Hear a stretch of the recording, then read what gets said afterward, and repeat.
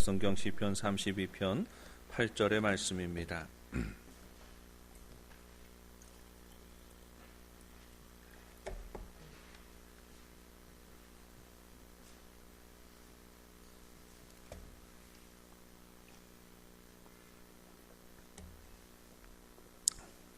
구약성경 824쪽 시편 32편 8절 봉독하겠습니다. 내가 네 갈 길을 가르쳐 보이고 너를 주목하여 훈계하리로다. 아멘. 우리가 예수님을 만나고 기독교 신앙을 가지게 되면 바로 그때부터 우리의 인생은 변화하게 됩니다. 자기 판단과 욕심을 따라서 자기가 주장하던 그런 인생을 포기하게 되고 하나님 바라보며 하나님이 주인 되시는 삶을 살아가게 되는 것입니다. 하나님이 주인 되신다라고 하는 것은 내 뜻보다 하나님의 뜻이 항상 중요하다 하는 그런 의미가 있겠습니다. 하나님이 우리의 뜻을 포기하고 하나님의 말씀을 좇아 살라고 명령하시지요. 하나님이 우리를 부르실 때에는 하나님 말씀대로 살아라 이렇게 명령하시는데, 이렇게 명령하시는 데에는 그 이후에 하나님이 책임지시겠다 하시는 그 약속이 있는 것입니다. 이사야 55장 8절로 9절 말씀에 이는 내 생각이 너희의 생각과 다르며 내 길은 너희의 길과 다름이니라. 여호와의 말씀이니라.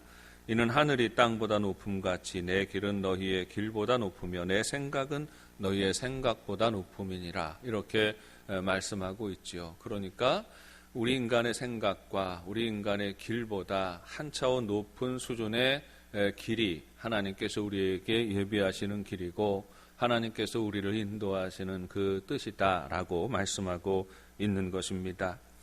이 말은 때때로 우리가 우리의 생각에 이상하고 주저할 만한 상황이 하나님 말씀을 따르다 보면 생길 수도 있다라고 하는 것이에요. 그럼에도 불구하고 믿음이란 내 생각에 이상하고 내 뜻에 주저할 만하다 할지라도 하나님의 뜻이기에 붙잡고 쫓아가는 것이 믿음으로 살아가는 것입니다.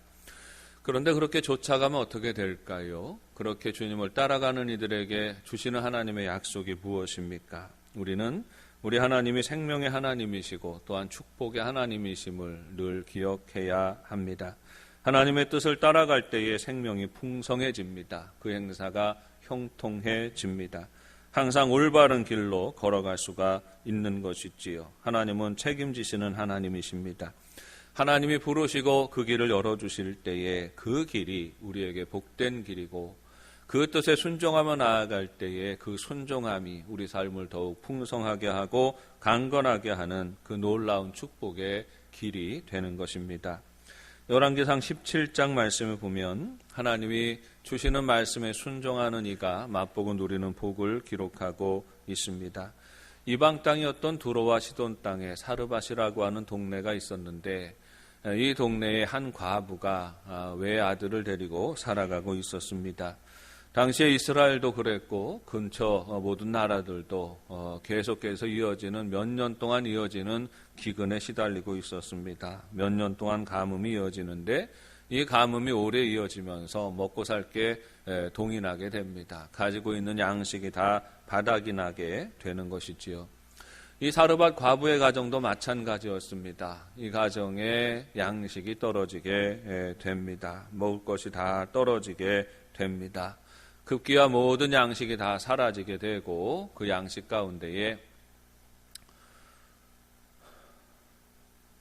가루 한 움큼만, 밀가루 한 움큼과 그리고 기름 조금이 남아있게 되는 것이에요. 이제는 이것만 먹고 나면 살 길이 없는 것입니다. 그래서 이 과부가 결심합니다. 내가 이걸 마지막으로 먹고 난 이후에 그리고 내 아들과 함께 죽어야 되겠다 이렇게 생각하고 마지막 끼니를 준비하고 있었던 것입니다.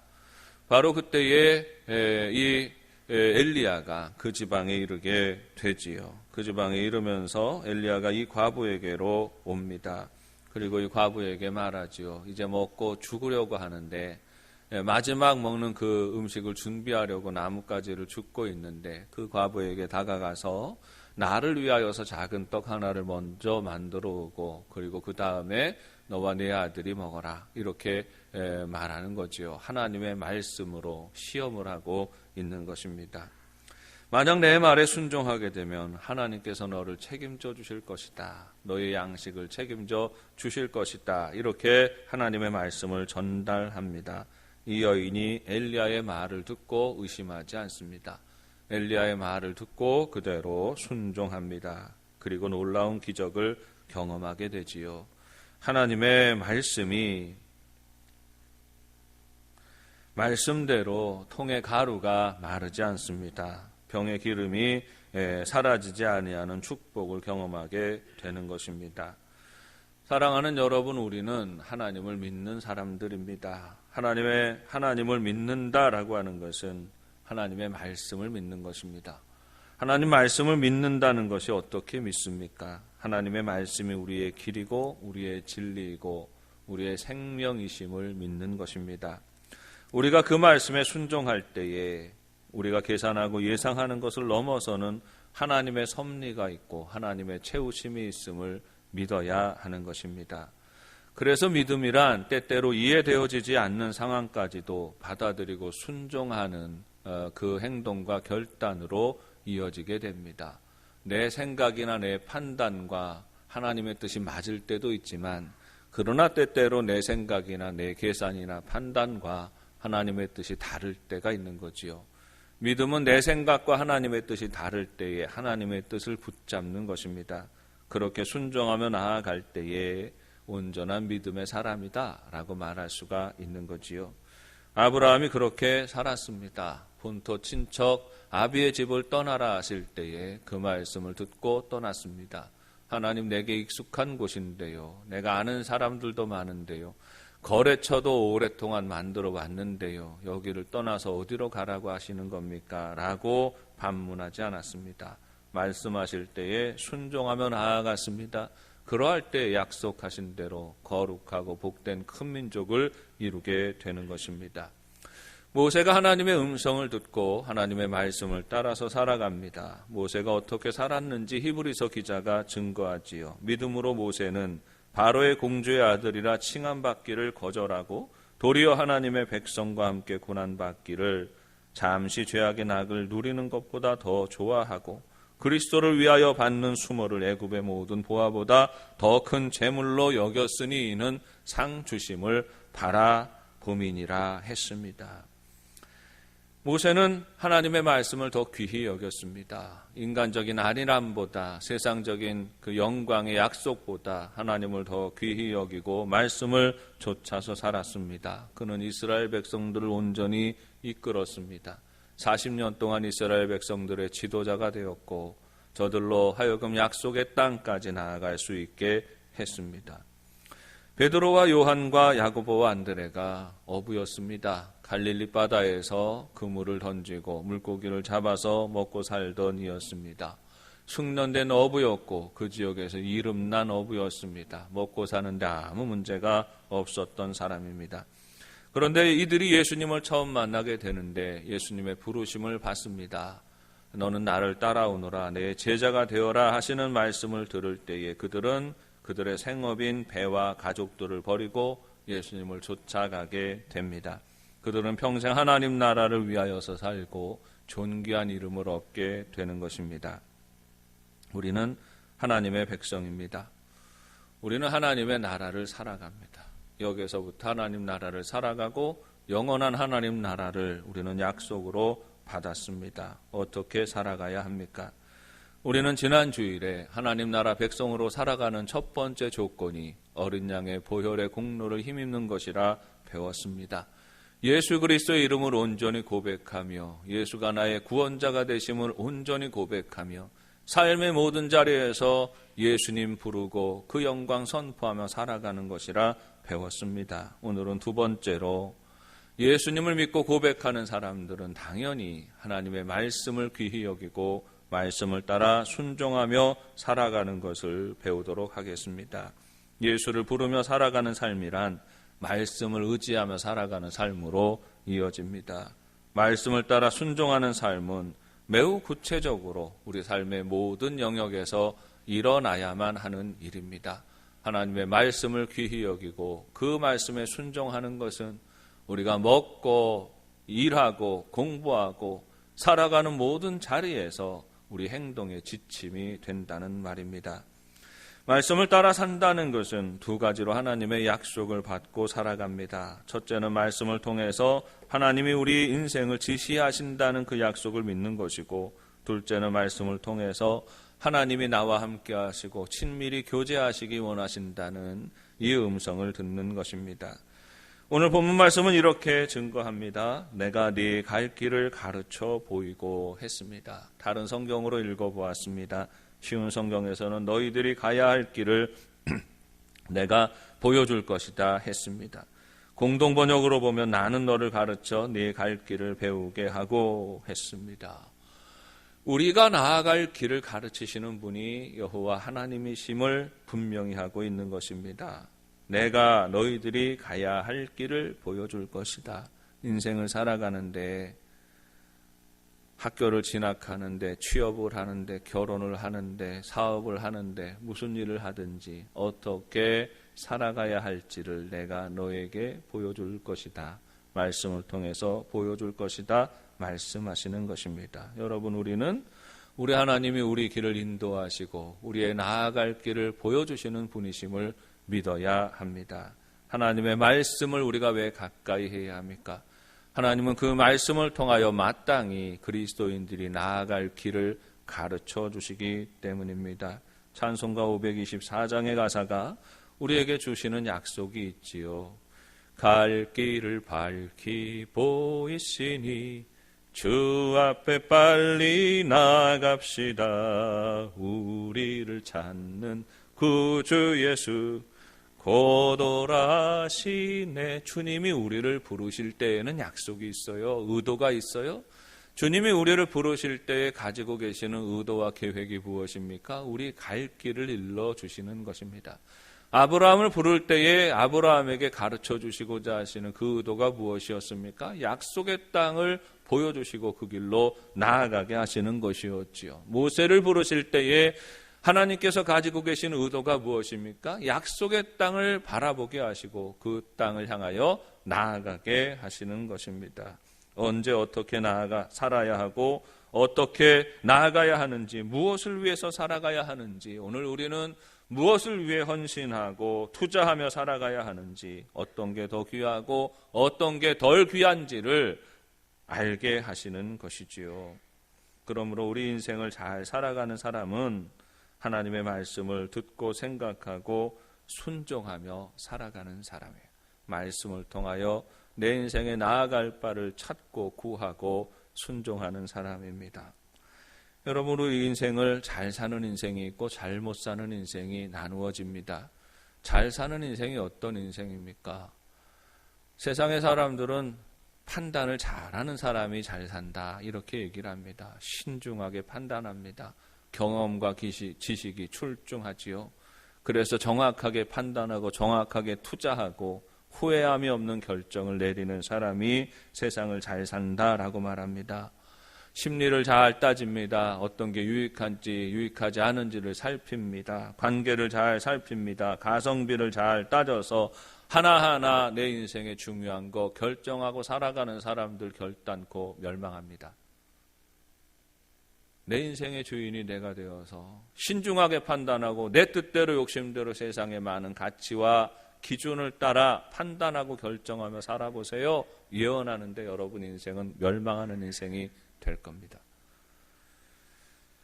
인생을 잘 사는 방법은 잘 판단해서 잘 살아갈 수 있는 게 아니에요. 인생을 잘 사는 방법은 매뉴얼대로 살아야 하는 겁니다. 바르고 복된 방법이 이미 우리에게는 있습니다. 인간이라면 어떻게 살면 행복할지 하나님께서 가르쳐 주신 길이 있는 거예요. 하나님이 길을 주셨고 그 길로 나아가는 매뉴얼도 하나님의 말씀을 우리에게 주셨습니다. 하나님이 말씀이 이끄는 삶이란 바로 이런 거지요. 이 하나님의 말씀이 우리 인생의 매뉴얼이에요. 말씀대로 살아갈 때 우리 인생이 복되고 우리 인생이 행복하다고 말씀하시는 것입니다. 말씀을 의지해서 따라서 살아간다는 것은 이런 거지요. 전투기를 조종하시는 분들이 주의해야 하는 것이 있다고 합니다. 전투기는 아주 빠른 속도로 날아가는 것 아닙니까? 일반 비행기 항공기들은 뭐 보잉 737, 747 이런 거는 가다가 거꾸로 날거나 옆으로 날거나 하지 않지요. 그런데 전투기는 날아가다가 보면 작전에 의하여서 옆으로도 날고 뒤로도 뒤집혀서도 날고 그런다는 겁니다. 이렇게 한참을 비행을 하다가 보면 착각이 온다는 거예요. 바다 위를 막 날아가다 보면 수평선이 보이죠. 땅을 막 날아가다 보면 지평선이 보이지요. 지평선을 향해서 수평선을 향해서 막 날아가다 보는데 이렇게 똑바로 날아갈 수 있고 뒤집어져서도 날아갈 수 있지 않습니까? 그렇게 날아가는데 수평선 위가 하늘인지 아래가 하늘인지 분간이 안 된다는 거예요. 어디가 바다인지 어디가 하늘인지 구분이 되어지지 않습니다. 그래서 많은 사람들이 여기에서 실수하게 된다는 거죠. 우리 인간은 감각이 발달한 존재 아닙니까? 그래서 마치 그렇게 거꾸로 뒤집어서 날아가던 조종사가 이 감각이 발동을 합니다. 감각이 예민하게 발달을 해서 야 저기가 하늘이야. 올려 기술을 올려야 될 때 딱 올리는데 땡겨버려서 그래서 바다에 추락하기도 하고 땅에도 추락하기도 한다는 거죠. 고도의 성능을 가지고 있는 이 전투기들이 추락하는 이유들의 대부분이 바로 이 비행 착각으로 말미암는 그런 사고라고 보고가 되어지고 있는 겁니다. 조종사들이 그 상황을 극복하는 방법이 있습니다. 그것은 계기판에 집중하는 것이지요. 내 감각은 어디가 하늘인지 어디가 땅인지를 모르지만 비행기 안에 있는 계기판의 계기는 정확하게 어디가 하늘인지 땅인지를 어디가 하늘인지 어디가 바다인지를 분간해주고 있는 것입니다. 그러므로 그 계기판을 보고 그것을 따라서 위아래를 분간하면서 조종관을 움직이게 되면 안전하게 비행을 마칠 수 있는 것입니다. 사랑하는 여러분, 하나님 말씀이 우리 인생을 이끄십니다. 때로는 우리의 감각이 불쑥 튀어나와서 하나님의 말씀보다 내 경험이나 판단이나 지식이나 내 인간적인 어떤 능력과 인간적인 어떤 것을 의지하고 살아가려고 할 때가 있습니다. 우리의 감각이 강력하게 일어나는 순간이 있지요. 그러나 중요한 것은 하나님의 말씀입니다. 그럴 때일수록 한 걸음 뒤로 물러서서 여러분 말씀에 더 귀를 기울이십시오. 하나님 음성에 귀를 기울이십시오. 그리고 그 말씀에 순종하십시오. 하나님의 평강은 하나님의 말씀에 순종하는 이들에게 임하시는 하나님의 축복입니다. 두 번째로 하나님의 말씀은 그 말씀을 통해서 하나님이 우리와 친밀해지시고자 하시는 그 의도가 있음을 우리는 보아야 합니다. 본문은 또 이렇게 말씀합니다. 하나님이 너를 주목하여 훈계하리로다 했습니다. 저는 이 본문에서 주목하다라는 단어에 주목합니다. 쉬운 성경으로 보면 내가 너를 이끌어주며 어디로 가든지 너를 지켜줄 것이다 했습니다. 공동번역으로 읽으니까 너를 눈여겨보며 너를 이끌어주리라 했습니다. 현대인의 성경으로 보면 너를 지켜보며 인도하리라 했습니다. 이 본문에 나타나는 중요한 말씀은 하나님의 시선이 너에게 있다 하는 것이에요. 말씀을 읽는 이들, 말씀을 가까이 하는 이들에게는 하나님의 시선이 있음을 보여주고 있는 것입니다. 하나님이 말씀하십니다. 말씀으로 그 마음을 들려주십니다. 하나님이 말씀을 통하여 우리에게 가르쳐 주시는 하나님의 마음이 무엇입니까? 우리를 사랑하신다 하는 마음이에요. 우리의 형편과 우리의 처지를 모르지 않습니다. 우리가 어떻게 살아가는지 너무나 잘 아시는 분이십니다. 왜냐하면 하나님은 우리를 주목하고 살피시는 분이시기 때문이에요. 하나님의 시선이 우리에게 있다는 것을 우리는 느껴야 됩니다. 여러분, 믿음으로 산다는 것이 무엇입니까? 오늘 하나님이 나를 지켜보고 계신다. 나를 주목하고 계신다 하는 것이에요. 하나님이 주목하시는 것을 느낄 때 우리는 평강할 수 있습니다. 행복할 수 있지요. 마치 어린아이가 막 재미나게 놀고 있어요. 막 어린아이가 재미나게 놀고 있는데 요즘 애들 노는 데가 많잖아요. 어린아이들의 천국인데 엄마들이 데리고 가서 놀이터에서 아이를 놀게 하면 정신없이 놀지 않습니까? 그렇게 정신없이 노는데 이 아이가 무엇을 믿고 정신없이 노나요? 이 아이가 정신없이 노는데도요, 그 아이가 힐끔힐끔 항상 확인하는 게 있습니다. 엄마가 나를 보고 있나? 엄마가 그 자리에 있나? 엄마의 시선이 있나? 어머니의 시선을 확인하는 거죠. 아무리 좋은 놀이터에서 놀다가도요, 이 아이가 문득 돌아봤는데 엄마가 있어야 할 자리에 있지 않아요. 그때부터 불안해지는 겁니다. 이 아이는 불행해지는 거예요. 불안하고 염려가 가득합니다. 아무리 재미난 놀이기구가 있어도 하나도 눈에 들어오지 않는 것이지요. 여러분, 우리가 하나님의 시선 아래서 살아가는 것과 하나님의 시선을 의식하지 못하고 살아가는 것은 이러한 차이가 있어요. 우리가 하나님의 시선을 느끼면 우리는 아무리 힘들고 곤고한 곳에서도 평강을 누리며 살아갈 수가 있습니다. 왜냐하면 하나님이 지켜보시니까. 그런데 하나님의 시선이 끊어져 버리면, 하나님의 시선을 느끼지 못하고 살아가면 우리는 아무리 화려하고 풍성하고 넉넉한 곳에서 살아간다 할지라도 우리는 평안할 수가 없는 것입니다. 시선이 있고 그 시선을 느끼며 살아간다는 것은 얼마나 행복한 일인지 몰라요.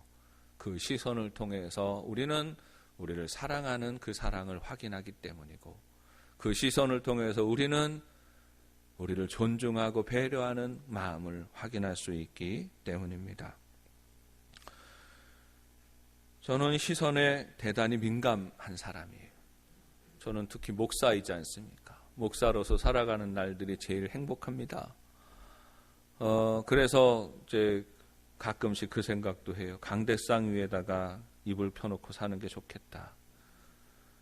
왜냐하면 저는 이 강대상 위에 올라올 때 제일 아주 훌륭한 사람이 되는 것 같고, 뭔가 사랑받는 것 같고, 모든 성도가 사랑하는 것 같고 그래요.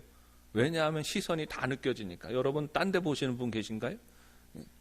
다 저를 보고 계시잖아요. 다 저를 보고 계시는데 증오에 이글거리는 눈으로 보시는 분 혹시 계신가요? 혹시 그런 분이 있을지 모르지만 그런 분들은 딴 데 보시더라고요. 저를 다 주목하시는 분들이 사랑이 담뿍 담긴 눈으로 쳐다보시고 그 시선을 다 느껴요. 그러니까 행복하고, 내가 소중한 사람이구나, 내가 귀한 사람이구나, 더 열심히 살아야지, 더 열심히 말씀 귀하게 잘 준비해야지, 늘 그런 생각과 결심을 하게 됩니다. 저는 세상에서 살아갈 때 피곤해요. 세상 나가서 세상에 유력한 사람들을 만나거나 하면 피곤해요.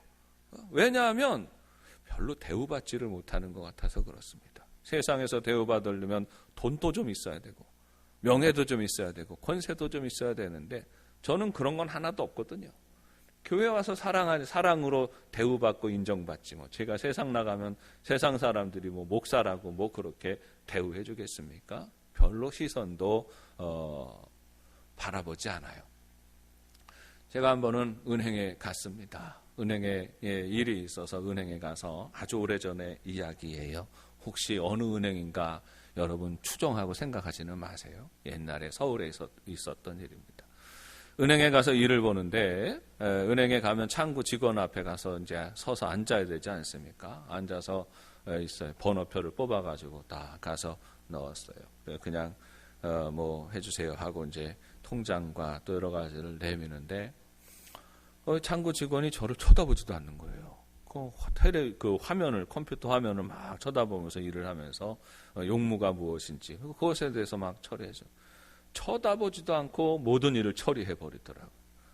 제가 그 일을 딱 하면서, 다시는 올 때가 못 되는구나, 이런 생각을 했습니다. 다시 오나 봐라. 나를 이렇게 대우하는 곳이 있네.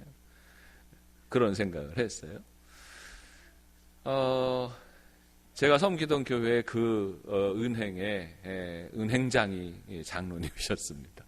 그 은행의 은행장이 장로님이셔서 서울 중구의 그 건물로 이제 다시 초대를 받아서 가게 되었어요. 가서 식사 약속을 하고 교육자들과 함께 가서 그 식사하기 전에 먼저 제 은행 볼 일이 있어서 딱 봤어요.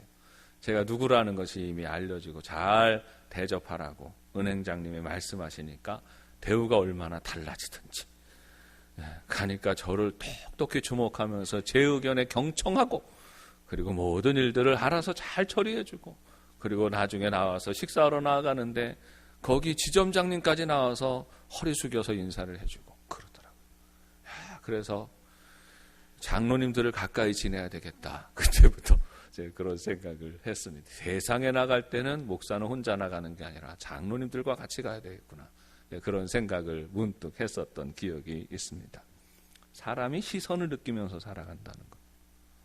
그게 얼마나 중요한지 몰라요. 우리 인간은 한 인격입니다.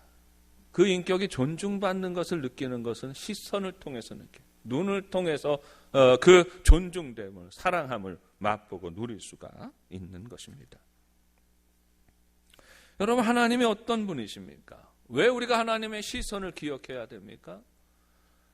여러분, 우리 삶에 우리가 어디 가서 무엇을 하고 어떻게 살아가든지 간에 우리에게는 하나님의 시선이 있다고 성경은 말씀하고 있는 거예요. 하나님 우리 한 사람 한 사람 주목하시는 분이십니다.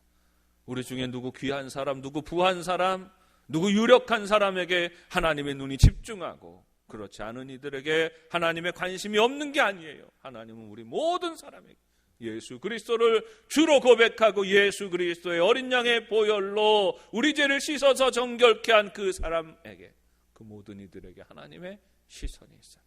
하나님의 관심이 있어요. 하나님은 주목하고 계시는 것입니다. 사랑하는 여러분, 하나님이 여러분의 인생을 주목하고 계시는 것을 기억하시기 바라요. 하나님이 여러분 너무 사랑하셔서 한 사람 한 사람 주목하시고 바라보고 계십니다. 하나님은 말씀하시면서 거들떠보지도 않고 거만하게 말씀하시는 분이 아니세요. 하나님은 우리를 바라볼 때 꿀물이 뚝뚝 떨어지는 것처럼 사랑과 애정과 기쁨이 담뿍 담긴 눈으로 우리를 지켜보시며 말씀하시는 것입니다. 하나님은 말씀을 통해 우리와 눈 맞추시기 원하십니다. 우리가 말씀을 읽으면 우리는 하나님의 시선을 보게 되는 거예요. 하나님의 시선은 항상 고정되어 있어요. 우리에게 고정되어 있어요. 죄 가운데 물든 우리가 그 시선을 외면하고 살아가는 것뿐이지. 그러나 말씀을 통하여 우리가 돌아보면 우리를 끝까지 지켜보고 계시는 하나님의 시선과 마주치게 되는 겁니다. 사랑이 담뿍 담긴 시선이죠. 기쁨이 담뿍 담긴 시선이죠. 그 눈을 보게 되는 것입니다. 우리는 그 시선을 의식하며 살아가야 하는 것이에요. 말씀 생활하시는 분들이 한결같이 고백하는 바가 이것입니다. 말씀의 은혜를 경험하기 전에는 잘 몰라요.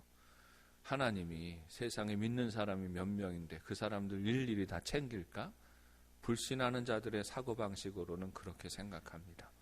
하나님이 어떻게 일일이 다 눈 맞추실까? 지켜보실까? 유력한 몇 사람만 눈 맞추시겠지. 그러나 말씀 생활하시는 분들이 한결같이 고백하시는 것은 뭡니까?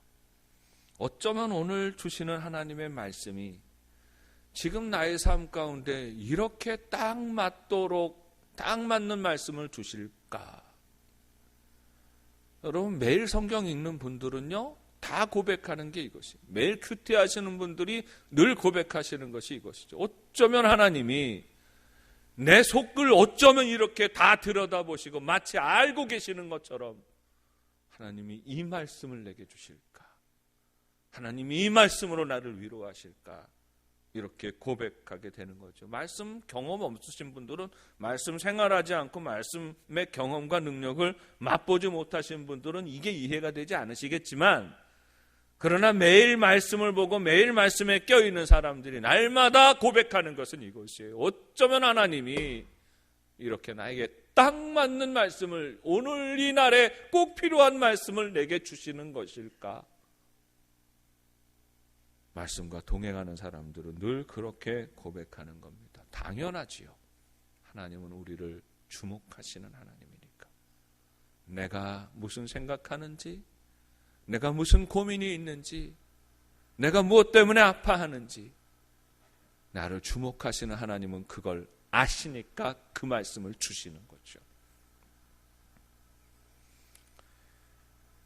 말씀으로 살아가는 사람들은 하나님의 시선을 느끼고 그 따스한 사랑을 느낍니다. 말씀이 우리를 하나님의 사랑을 경험하게 하는 거지요. 따스한 성령님 마음으로 보내 내 몸을 감싸며 주어지는 평안함 만족함을 느끼네. 말씀을 통하여 하나님의 시선을 경험하면 우리의 마음을 어루만지시는 하나님의 성령의 감동과 만지심을 경험하게 됩니다. 한순간에 우리의 심령이 평안해지는 거죠. 하나님의 말씀은 우리의 마음으로 하나님을 보게 합니다. 그 시선을 통해서 주어지는 평강을 누리게 하시고 은혜를 맛보게 하십니다. 말씀을 통해 하나님의 시선을 확인하고 부어주시는 이 은혜와 평강을 맛보고 누리는 영도 가족들 되시기를 바랍니다. 중요한 점은 말씀을 믿는 것입니다. 하나님이 주시는 길은 믿음으로 가는 길이지요. 하나님이 아무리 길을 인도하셔도 그냥 우리의 머릿속으로만 알고 하나님의 뜻이 그래요? 그러나 나는 그 길 가지 않아요. 그렇게 하면 그 하나님의 인도하심을 경험하지 못합니다. 하나님은 믿음으로 가는 길을 지시하시고 가르치십니다. 그 길은 말씀에 순종하며 따라가는 것입니다. 하나님은 주목하시는 하나님이십니다. 우리 각각의 특성에 맞는 길을 열어주십니다. 우리에게 가장 아름답고 복된 가치와 소망을 주시고 그 소망을 따라 살게 하시는 것입니다. 우리는 우리 길을 주목하시는 하나님, 우리에게 가장 합당한 길을 예비하신 하나님을 믿어야 합니다. 하나님은 나의 형편을 모르시는 분이 아닙니다. 나의 소원과 기쁨을 아십니다. 필요를 아시고 채우시는 분이십니다. 가장 합당한 때에 가장 좋은 것을 순종하는 이에게 주시는 분이십니다. 우리 인생을 주목하시고 우리 갈 길을 밝히 보이시는 우리 하나님의 음성을 신뢰하며 담대하게 복된 길 걸어 나아가는 영도 가족들 되시기를 주님의 이름으로 축원합니다. 하나님 아버지 은혜를 감사합니다. 우리 인생의 길이 되어주시고 우리의 갈 길을 밝히 비추시는 주님의 음성을 기억하며 우리를 향하신 하나님의 시선을 느끼고 우리 역시 눈을 돌이켜 우리 주님 바라보며 그 은혜와 사랑 가운데에서 우리에게 예비하신 복된 길 믿음으로 걸어 나아가게 하여 주옵소서. 예수님의 이름으로 기도합니다. 다 함께 찬송가 300